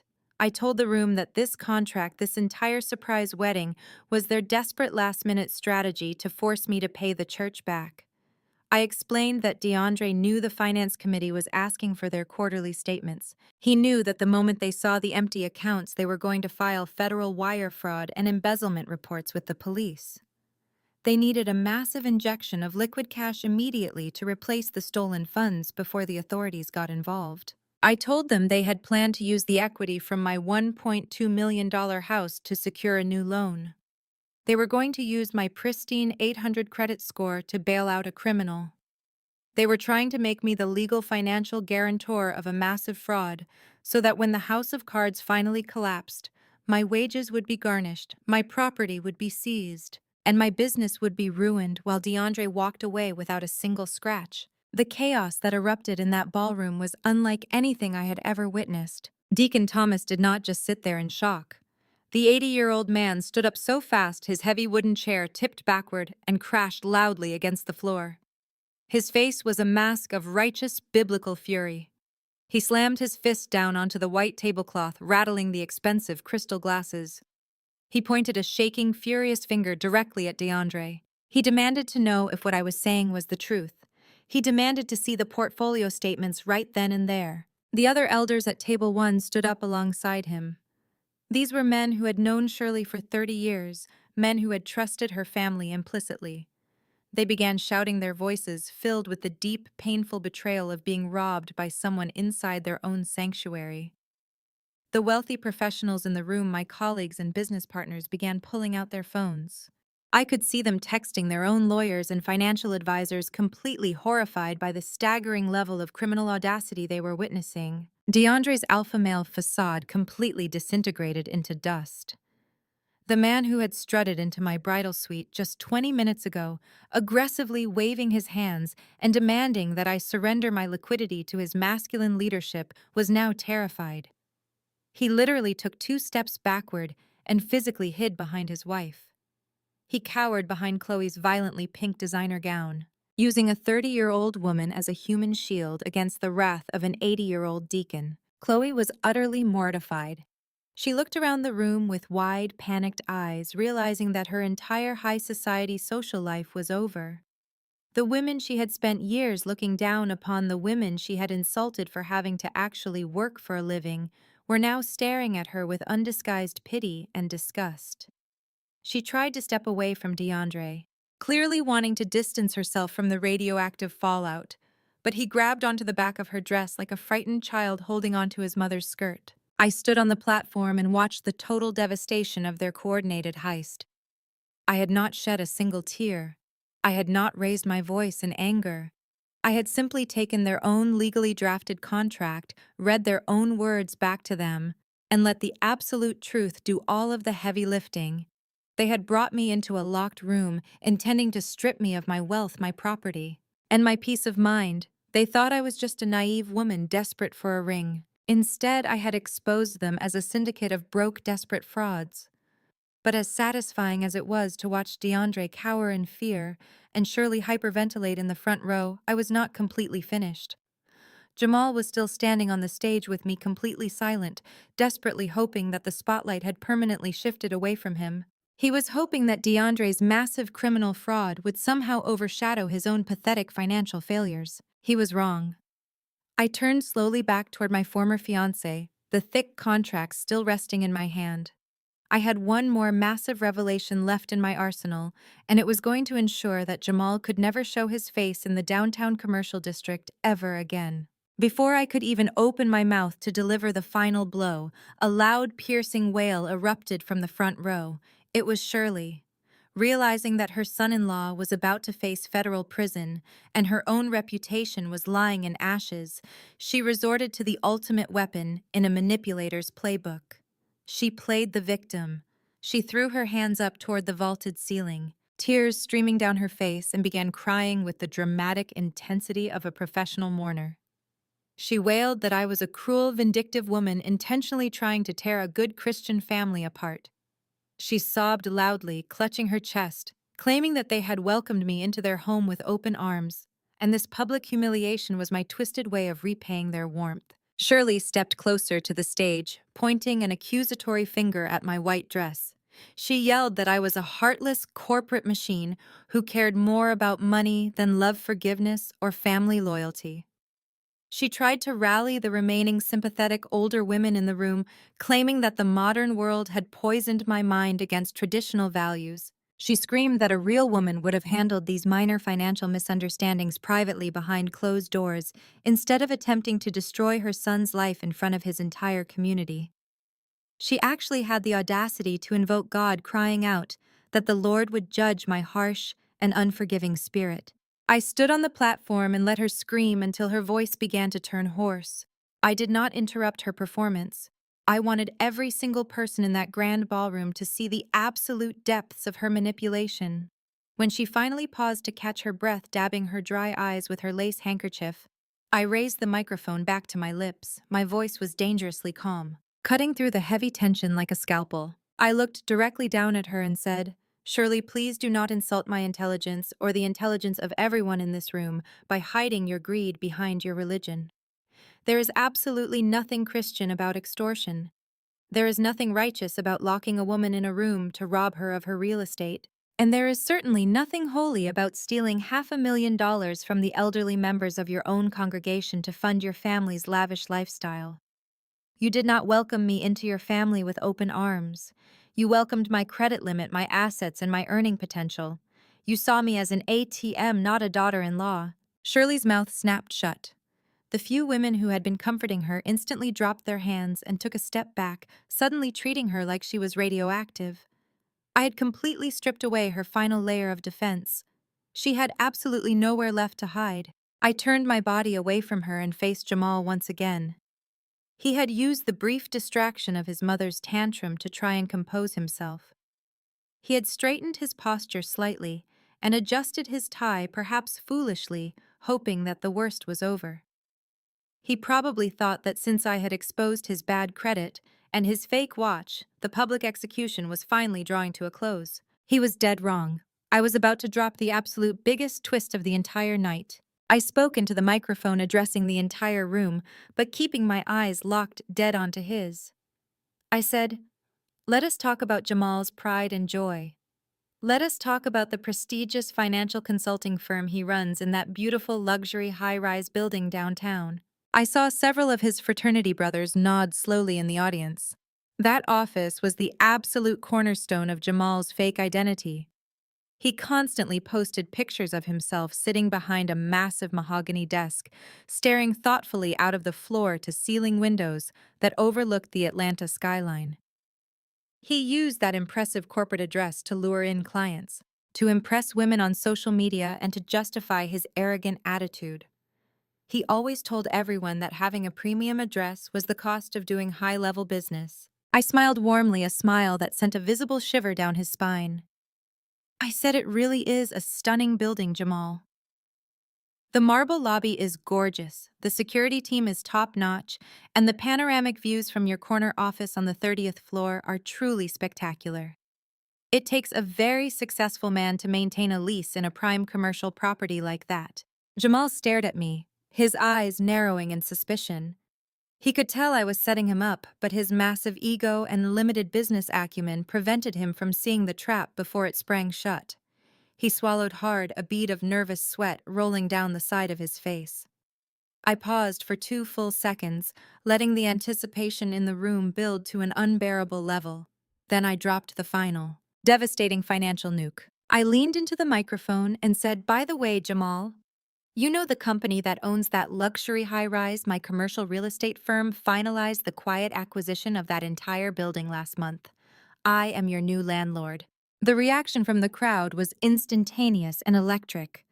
A collective wave of absolute shock swept through the ballroom. People literally gasped out loud.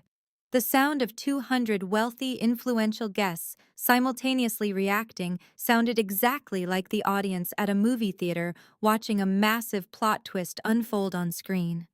I heard a chorus of deep oohs and ahs ripple across the tables. Several of my business partners burst into spontaneous, appreciative laughter, recognizing the sheer brilliance of the corporate checkmate I had just executed. Jamal's face went completely blank. His brain short-circuited.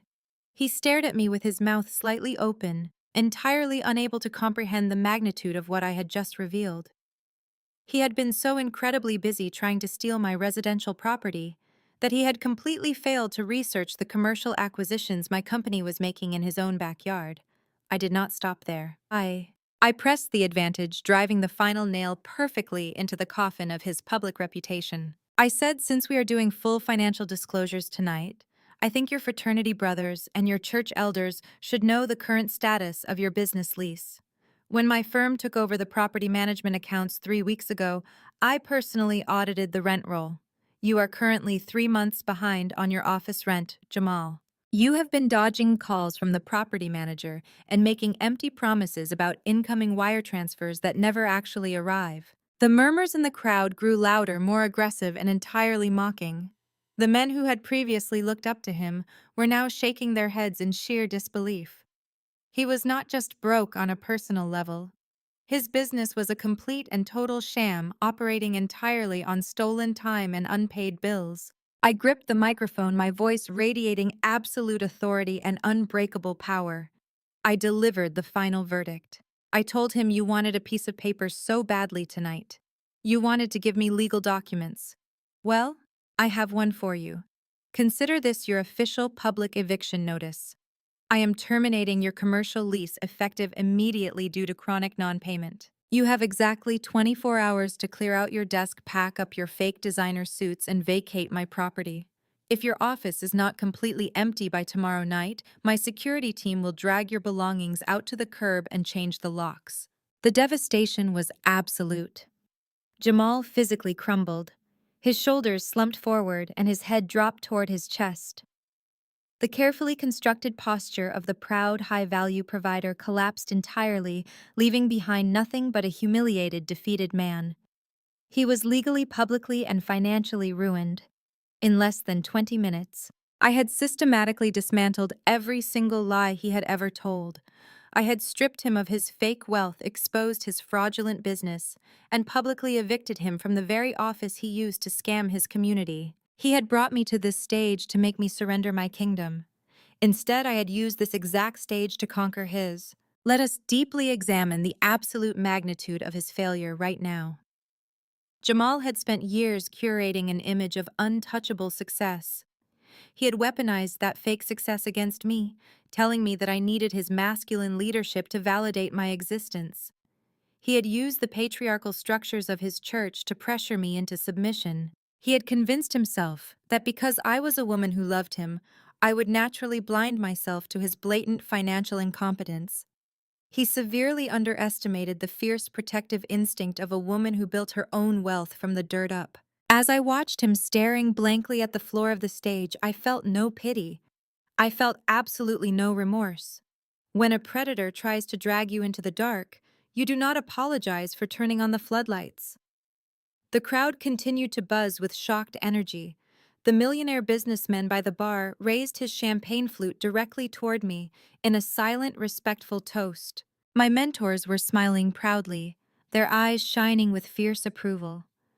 They knew exactly what it took to survive in a world that constantly tries to diminish successful women. I had taken the worst night of my life and transformed it into a masterclass of absolute dominance. I had set a boundary so rigid and so public that no man, no family, and no community would ever dare to cross me again. Jamal was entirely broken, and he had absolutely no one to blame but his own insatiable greed and his deeply flawed assumption that my love equated to sheer stupidity. But as I looked at the four of them now, Jamal staring blankly at his expensive shoes, Shirley trembling in silent rage, DeAndre hiding like a coward, and Chloe weeping over the absolute destruction of her social standing, I realized something incredibly liberating. I did not have to let their toxic presence ruin the investment I had made in this evening. This was not a tragic wedding cancellation. This was a massive corporate restructuring, and I had just fired the dead weight. I brought the microphone back up to my mouth for the final time. The crowd immediately quieted down, leaning in hungry for the final act of this incredible drama. I did not look at Jamal anymore. He was no longer relevant to my life or my future. I shifted my gaze to the far end of the ballroom, where the hotel's event manager and a team of 4 private security guards were standing near the heavy brass doors. They had been hired to manage the guest list and ensure no uninvited attendees crashed the high society event. I addressed the event manager directly, my voice ringing out with absolute clarity and unshakable authority. I called him by his first name. I said, "David, I need you to confirm something for the entire room right now. Whose name is on the master contract for this ballroom? Who wired the $40,000 payment to secure this venue, the 5-course catering, and the premium open bar for tonight?" David, a seasoned professional who had clearly never witnessed anything like this in his entire career in hospitality, stood up perfectly straight. He did not hesitate for a single second. He projected his voice across the room and stated clearly that my name was the only name on the contract and that the invoice had been paid in full from my corporate account. I smiled. It was the first genuine, relaxed smile I had worn all evening. I turned my attention back to the crowd. I told them that since I had paid for the top-tier liquor, the imported steak, and the live jazz band, It would be an absolute tragedy to let all of this premium entertainment go to waste just because a financial scam had been interrupted. I declared that this was no longer an engagement party. This was not a surprise wedding. This was my party. I lifted my left hand and pointed my index finger directly at the four people who had tried to extort me. I pointed at Shirley, Jamal, Chloe, and DeAndre. My voice dropped an octave, leaving no room for negotiation, pity, or debate. I looked directly at the security team and gave the final order. I said, "Security, these four individuals are no longer welcome on my property. They are actively trespassing at a private corporate event. I want them removed from this ballroom immediately, and I do not want them escorted out through the grand lobby where they can make another scene. Take them out through the service elevators in the back." The reaction from the security team was instantaneous. These were large, highly trained men in dark suits, and they moved with military precision. They marched straight down the center aisle, their heavy footsteps echoing against the polished hardwood floor. The crowd parted for them like the Red Sea guests, eagerly pulling their chairs back to give the guards a wide, unobstructed path to the targets. When Shirley realized the guards were walking directly toward her, she lost her mind all over again. The initial shock of my corporate takeover wore off, replaced by the sheer indignity of being physically thrown out of a high society event. She began screaming hysterically, stamping her feet against the carpet like a spoiled toddler. She yelled that she was a woman of God, a senior committee leader, and she would not be treated like a common criminal. She tried to swat away the hands of the massive security guard who stepped up beside her. The guard did not even blink. He calmly but firmly grasped her upper arm, locking her in a professional hold that completely immobilized her. He told her in a low, stern voice that she needed to walk toward the exit immediately or she would be carried out. Shirley gasped in absolute outrage, but she had no choice. She was forced to march down the side aisle, her expensive lace dress dragging awkwardly against the floor, her face twisted in a mask of ultimate humiliation. The church elders at Table 1 did not offer her a single ounce of sympathy. They actually turned their chairs away from her, deliberately refusing to make eye contact as she was paraded past them. Next was DeAndre. The loudmouthed crypto bro who had bragged about his masculine leadership tried to put up a fake front of resistance. He puffed out his chest and told the guards to keep their hands off him, claiming he knew the law and would sue the hotel. The two largest guards simply flanked him on either side, stepping so close that DeAndre was physically dwarfed by their massive frames. One guard leaned in and whispered something in his ear, likely a reminder that causing a scene would end with the police being called. DeAndre folded instantly. All the fake alpha energy evaporated, and he practically scurried toward the service doors, desperate to escape the glare of the furious church elders who were actively plotting his financial ruin. Chloe followed right behind him, crying actual tears. She was not crying for her brother's ruined relationship or her mother's public disgrace. She was crying because she was being escorted out of a luxury hotel through the garbage and service corridors in a violently pink rented gown. She held her tiny microbag in front of her face, desperately trying to shield herself from the cell phone cameras that several of the guests had blatantly pulled out. She knew that by tomorrow morning the footage of her family's absolute destruction would be circulating through every single group chat in Atlanta's high society. Finally, there was Jamal. He did not fight. He did not yell. He did not try to argue with the guards. He was utterly and completely broken.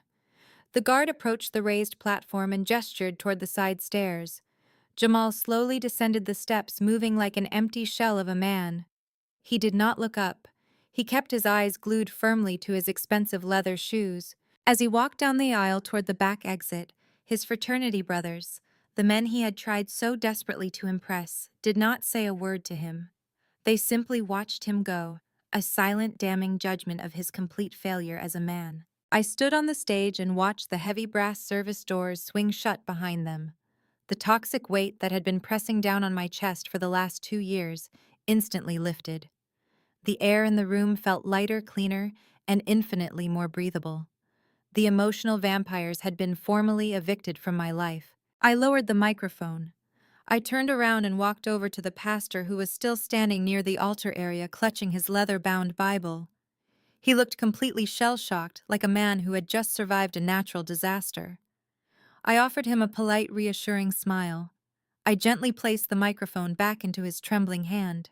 I leaned in and told him that I was deeply sorry his evening had been disrupted by such ugly business, but I hoped he understood why I could not allow a holy sacrament to be used as a financial weapon. The pastor slowly nodded his head, his eyes filled with a mixture of awe and deep respect. He quietly told me that the Lord works in mysterious ways to protect his daughters from wolves in sheep's clothing. I thanked him, turned my back to the altar, and walked down the steps. I did not walk down the center aisle like a retreating bride. I walked purposefully toward the mahogany bar situated at the far end of the room. The crowd watched my every move in a state of absolute reverence.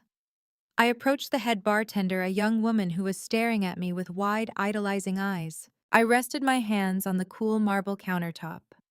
I looked her dead in the eye and asked her to pour me a glass of the absolute best vintage champagne they had in the building. I told her to fill it to the brim. The bartender snapped into action, eagerly popping the cork on a $400 bottle of champagne and pouring the bubbling golden liquid into a crystal flute. She slid the glass across the marble surface toward me. I picked it up by the delicate stem. I turned back to face my 200 guests.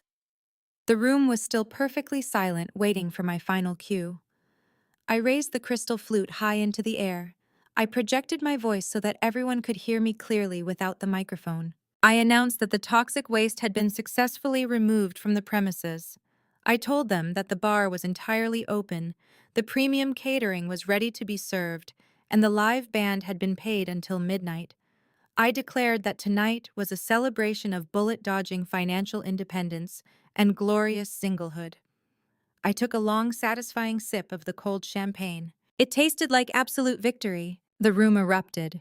It was not a polite golf clap applause. It was a roaring, thunderous standing ovation. The men and women in that ballroom cheered wildly, raising their own glasses into the air. The DJ immediately dropped a massive, upbeat celebration track, completely washing away the tense silence with heavy bass and vibrant energy. People began laughing, hugging, and swarming toward the bar. My business partners rushed over to me, wrapping me in tight embraces, praising the flawless execution of my corporate takedown. I stood in the center of the lavish party I had paid for, wearing my custom white gown, surrounded by people who genuinely respected me. The contract was still tucked safely against my chest, a physical trophy of the battle I had just won. I had walked into this venue as a targeted victim of extortion, but I was walking out as an absolute queen. The night was young, the champagne was flowing, and for the first time in 2 years, my future belonged entirely to me. I stayed at the hotel until the catering staff began clearing the dessert plates and the jazz band played their final upbeat chord. I tipped the bartender generously, hugged my business partners goodbye, and walked out through the grand lobby with my head held high. The valet brought my car around, and as I slid into the driver's seat of my own luxury sedan, the absolute quiet of the cabin wrapped around me like a warm blanket. The drive back to my $1.2 million property in Buckhead had never felt so incredibly peaceful. I pulled into my private driveway, parked in the spacious garage, and walked through the heavy oak front door of my sanctuary. The house was perfectly silent. There was no insecure man waiting inside to critique my ambition or demand my submission. There was only the beautiful, unbothered peace of a home that belonged exclusively to me. I walked directly into the massive chef's kitchen, tossing my clutch onto the marble island. I reached down and unbuckled the straps of my white satin heels, kicking them off my aching feet with a deep sigh of physical relief. I walked over to the custom-built wet bar, grabbed a heavy crystal tumbler, and poured myself a generous splash of 20-year-old scotch. I took a slow, burning sip, letting the rich warmth settle in my chest. Then I reached into my clutch and pulled out my smartphone. I had kept my phone on silent ever since Shirley dragged me into that bridal suite hours ago. When I tapped the dark glass to wake the screen, it immediately lit up like a Christmas tree. The notification center was an absolute disaster zone of pure, unadulterated desperation. There were exactly 70 missed calls, 52 unread text messages, and 8 sprawling voicemails. The financial predators had been frantically trying to breach my walls all night long. I took another sip of my scotch, leaned back against the cool marble counter, and began scrolling through the timeline of their total psychological collapse. The first wave of notifications started hitting my phone right around 10 in the evening, shortly after Jamal and his family were forcefully escorted out of the hotel by my security team. Jamal was the first one to break. His initial texts were a frantic, messy scramble to regain control of a narrative that had already been permanently destroyed. He started out by trying to gaslight me one last time, typing long, unhinged paragraphs about how I had completely misunderstood his intentions and ruined the best thing that ever happened to me. When I did not immediately respond to those pathetic attempts at manipulation, his tone violently shifted. The mask of the charming high-value provider completely shattered, revealing the toxic, venomous reality of a man whose ego had just been publicly eviscerated. By 10:30, his text devolved into pure, unfiltered abuse. He called me every single derogatory name in the book. He called me a heartless bitch, a cold corporate robot, and a masculine bully who was destined to die alone. He furiously typed that he was going to sue me for wrongful eviction from his commercial office space, completely ignoring the fact that his name was not on the lease and he was 3 months behind on rent. I read his angry, desperate insults with absolute indifference. They were not the words of a powerful man. They were the frantic temper tantrums of a parasite that had just been permanently detached from its host. By midnight, the aggressive texts from Jamal abruptly stopped, most likely because he had realized I was entirely immune to his bullying. But the digital onslaught did not end. It simply shifted hands. My screen lit up with a barrage of messages from Chloe. The tone of Chloe's messages was a complete 180-degree turn from the arrogant, condescending woman who had sneered at me in the bridal suite. She was no longer telling me that I was too old or too independent to secure a husband. She was begging. She sent a string of panicked, disjointed texts, her words stumbling over each other in a frantic rush of terror. She pleaded with me to please pick up the phone.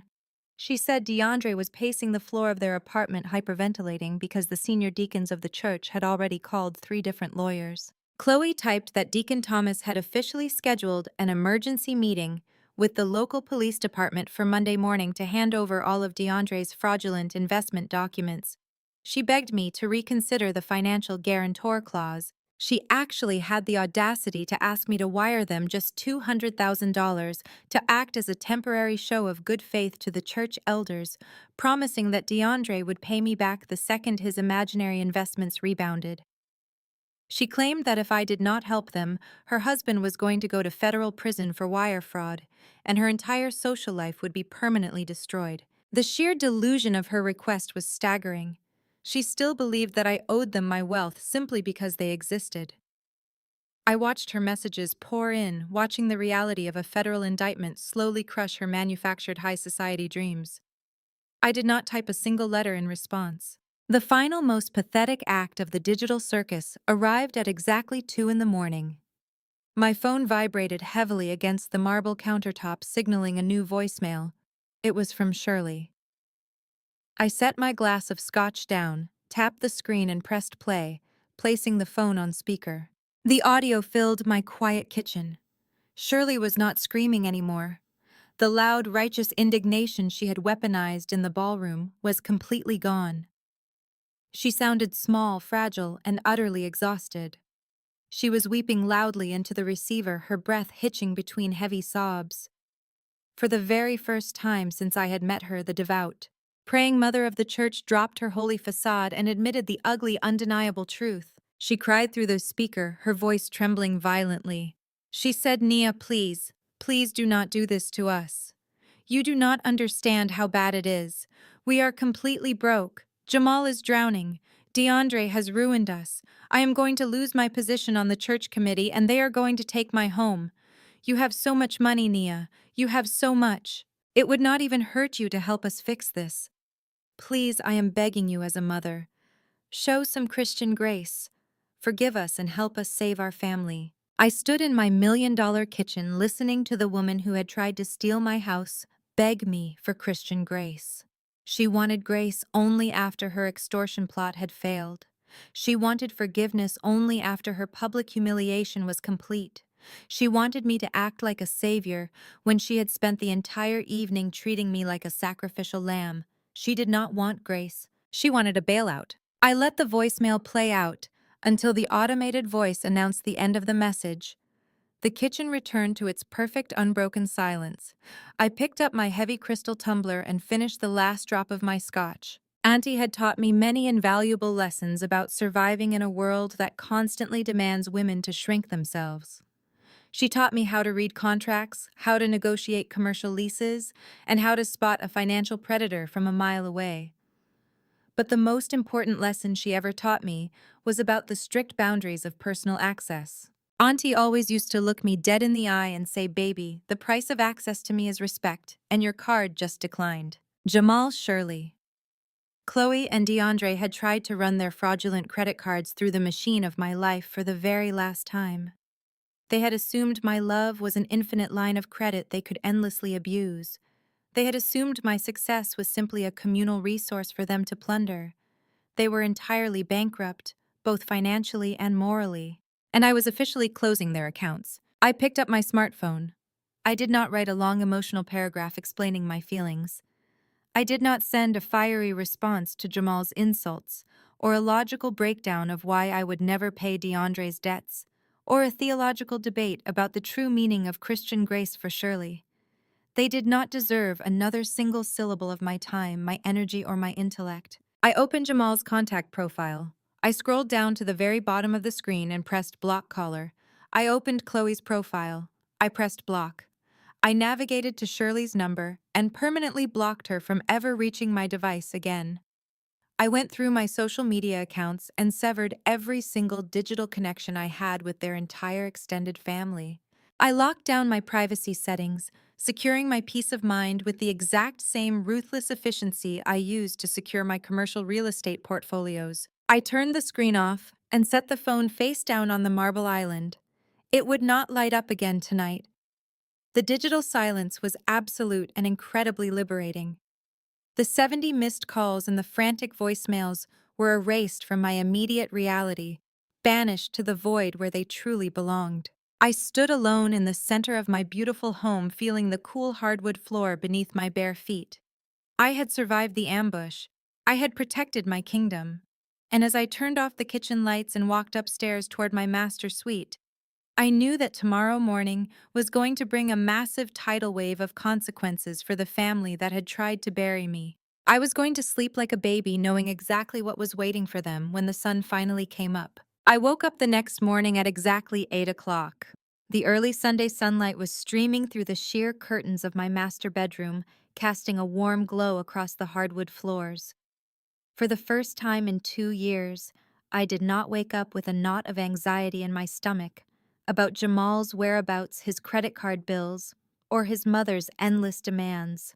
I stretched out in my king-sized bed and let out a deep sigh of pure contentment. I walked downstairs, brewed a fresh pot of dark roast coffee, and sat at my marble island. I did not check my blocked messages. I did not search for their names on social media. I simply enjoyed the profound silence of my protected peace. However, while I was sipping my coffee, an absolute hurricane of karma was making landfall on the other side of Atlanta. It was Sunday morning, which meant Shirley, Jamal, Chloe, and DeAndre had to face their entire community at their prestigious megachurch. They could not hide in their homes. For a family whose existence relied entirely on public perception, missing Sunday service the morning after a massive scandal would be a direct admission of guilt. They had to show up, put on their designer clothes, and pretend the events of the previous night were a minor misunderstanding. But the universe has an efficient way of balancing the scales, and the bill for their arrogance had finally come due. Jamal pulled into the sprawling church parking lot right at 9:45. He was driving the sleek black Porsche Panamera that he loved to flaunt as the ultimate symbol of his masculine success. He parked directly in the VIP section, a spot reserved for high-tier donors. He stepped out of the vehicle wearing a crisp dark navy suit, adjusting his tie and pasting on his signature. Charismatic smile. He thought he could just walk into the sanctuary, shake a few hands, and use his charm to rewrite the narrative. He assumed the fraternity brothers and church deacons who had witnessed his public financial execution would sweep it under the rug if he acted confident enough. He walked into the church, took his seat in the third row, and prepared to weather the storm. He had no idea the storm was already waiting for him outside. Right in the middle of the opening worship song, a heavy-duty commercial tow truck rolled slowly onto the church property. The driver did not care about the holy atmosphere. He had a legally binding repossession order from the bank clearly stating that the vehicle was 90 days past due and authorized for immediate recovery. The bright yellow lights of the tow truck flashed brilliantly against the large stained glass windows of the sanctuary, catching the attention of the ushers standing nearby. Within minutes, whispers began rippling through the back rows of the church. People stopped singing and started craning their necks to look outside. The ushers, realizing whose car was being hooked up to the hydraulic lift, swiftly walked down the aisle and tapped Jamal on the shoulder. They whispered the devastating news into his ear. Jamal's charismatic smile instantly vanished. He sprinted out of the pew, shoving past his fellow church members, and burst through the heavy front doors, just in time to see his precious Porsche being hoisted into the air. He ran into the parking lot, waving his arms and shouting at the tow truck driver, begging him to stop. But the driver simply locked the chains, rolled up his window, and handed Jamal a printed receipt of his massive debt. As the truck pulled away, dragging his fake wealth down the street, Jamal stood alone in the empty parking lot. Dozens of church members had followed him out and were watching him from the steps. The high-value provider was left standing on the pavement with no car, no credit, and no dignity. While Jamal was watching his luxury car disappear down the highway, DeAndre was facing an infinitely more dangerous reckoning inside the church building. He had tried to slip into the sanctuary quietly, hoping to blend into the back rows and avoid eye contact with anyone from Table 1. But Deacon Thomas had been waiting for him. As the service concluded and the congregation began filing out into the fellowship hall, Deacon Thomas, accompanied by 3 other senior elders, intercepted DeAndre near the side exits. They did not greet him with warm smiles or handshakes. They flanked him on all sides, physically backing him into an empty Sunday school classroom and closing the door. Sitting at the table in the center of the room was a man in a sharp gray suit holding a leather briefcase. It was the lead prosecuting attorney for the church's legal counsel. DeAndre's arrogant crypto bro persona instantly shattered. He began sweating profusely, stammering out weak excuses and trying to deploy his tech jargon to confuse them. But the elders were not listening to his lies anymore. The lawyer opened his briefcase, pulled out a massive stack of financial records, and slapped them down on the table. He informed DeAndre that they had spent the night auditing the investment accounts. They knew every single detail of the massive losses. They knew he had illegally leveraged the retirement funds of elderly widows to cover his reckless day trading debts. Deacon Thomas stepped forward, his eyes burning with a cold fury. He did not yell. He spoke with the quiet, terrifying authority of a man who holds another man's entire life in the palm of his hand. He told DeAndre that he had exactly 24 hours to return the $500,000 in full. If the money was not sitting in the church's escrow account by 9 o'clock on Monday morning, the lawyer was going to walk into the district attorney's office and hand over the entire file. They were going to press criminal charges for wire fraud, grand larceny, and elder financial abuse. DeAndre fell back against the wall, his chest heaving with sheer panic. He had zero liquidity. He knew I had blocked his only access to a financial bailout. Chloe, who had followed them into the hallway and pressed her ear against the door, let out a muffled sob. She finally understood that her husband was not a misunderstood genius. He was a common criminal, and she was about to be the wife of an inmate. The final and most poetic act of karma descended upon Shirley just a few feet away in the main fellowship hall. She was desperately trying to perform damage control. She was wearing her finest pastel church suit, moving frantically from group to group, trying to control the narrative. She was whispering to the other women that I had suffered a sudden mental breakdown, that the pressure had made me delusional, and that her family was simply praying for my swift recovery. But her words fell on entirely deaf ears. The women who usually hung on to her every sentence were stepping away from her, offering tight, uncomfortable smiles before quickly excusing themselves. The congregation had already seen the viral text messages and heard the detailed accounts of her extortion plot. They knew she had demanded a $60,000 annual salary just to allow her son to marry me. Suddenly, the senior pastor approached her, accompanied by the executive board of the women's ministry. He did not look angry. He looked profoundly disappointed, which was 1,000 times worse for a woman whose entire identity revolved around his approval. He gently pulled Shirley aside into his private office. He told her that the integrity of the church was paramount and that her actions had brought a severe, unacceptable level of scandal to their community. He informed her that the board had held an emergency meeting that morning. They were officially asking her to step down from her position as the head of the event committee, effective immediately. They asked her to hand over her church keys, her access codes, and all banking cards. Shirley collapsed into a leather armchair, weeping uncontrollably. She tried to plead her case, begging them to remember her decades of faithful service. But the pastor simply shook his head and walked out of the room. The matriarch of the family had been stripped of her crown. In the span of 12 hours, the entire family had been systematically dismantled. Jamal was a public fraud without a car or a commercial office.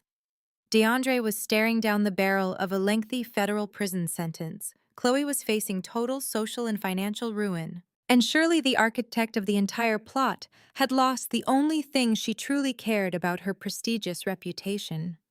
They had walked into my engagement party hoping to steal my empire. Instead, they had burned their own kingdom to the ground, leaving themselves with absolutely nothing but the ashes of their own greed.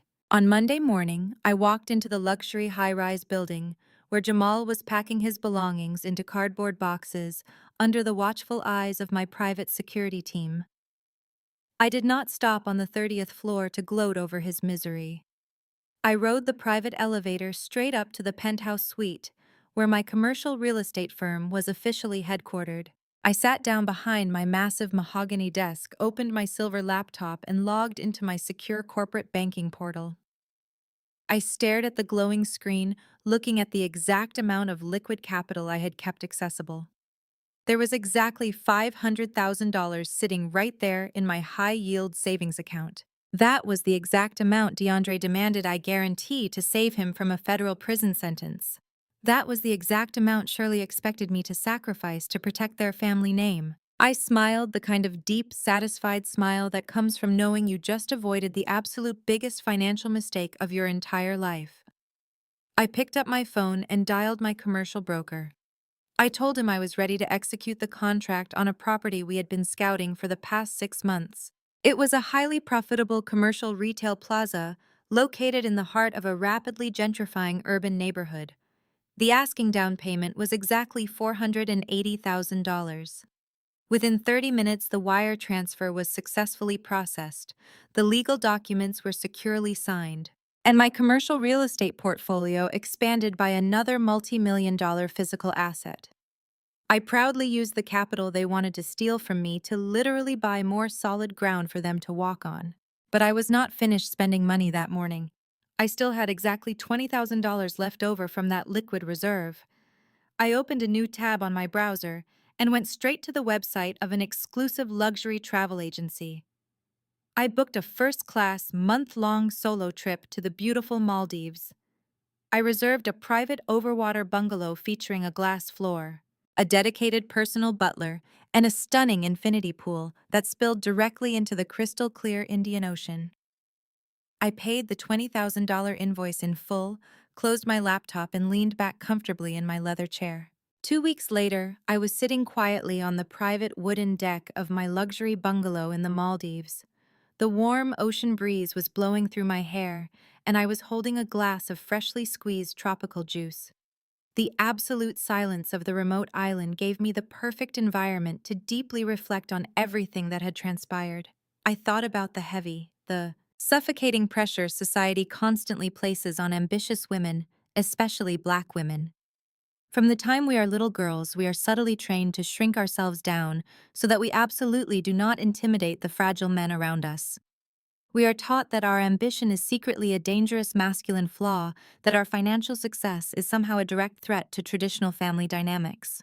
and that our ultimate worth is solely determined by our ability to gracefully secure a husband. We are heavily conditioned to believe that we must constantly compromise our personal boundaries, significantly lower our relationship standards, and routinely perform massive amounts of exhausting emotional labor just to magically make mediocre men feel incredibly tall. Jamal and his greedy family had deliberately weaponized that societal conditioning directly against me. They had cynically used my deep human desire for a loving family and my unwavering commitment to my faith to try and permanently trap me in a vicious cycle of financial abuse. They simply wanted me to be the strong, silent, fiercely independent provider only when the expensive bills were due, but they expected me to instantly transform into the quiet, obedient, endlessly submissive wife whenever the public accolades and community respect were being proudly handed out. They greedily wanted my tireless labor, but they demanded my total silence. Looking calmly out at the endless, breathtaking expanse of the shimmering turquoise ocean, I finally understood the absolute, undeniable truth about my own life. I did not ever need to apologize for my innate strength. I definitely did not need to intentionally hide my massive success or artificially minimize my growing bank account just to magically make a severely broken man somehow feel entirely whole. My fiery ambition was not a fatal character flaw. It was indeed the exact survival tool that successfully saved me from becoming another naive victim. The intense hyper-independence Jamal had viciously tried to mock inside that locked bridal suite was actually the very titanium armor that flawlessly protected my entire future. I fully realized that the fairy tale ending we are sold in romantic movies and magazines does not have to look like a desperate woman in a white dress walking down a church aisle toward an insecure man who secretly resents her shine. My happily ever after looks completely different. My true happily ever after is the absolute, unbroken peace of mind I feel when I securely lock the doors to my million-dollar home. It is the undeniable, glorious power of confidently walking into a bustling commercial property that I completely own outright. It is the total financial freedom to spontaneously book a first-class ticket across the world without ever having to consult a mediocre man who cannot even manage his own credit score. My thriving business, my growing property, and my unbroken peace are my true happily ever after. I successfully built my empire with my own two hands, and I will never let anyone else try to govern it. Listen to me, ladies. Never sign away your kingdom just to wear a crown they bought on clearance. Have you ever dodged a massive bullet with an ex's family? Tell me your story in the comments. Hit that subscribe button, build your wealth, and protect your peace at all costs.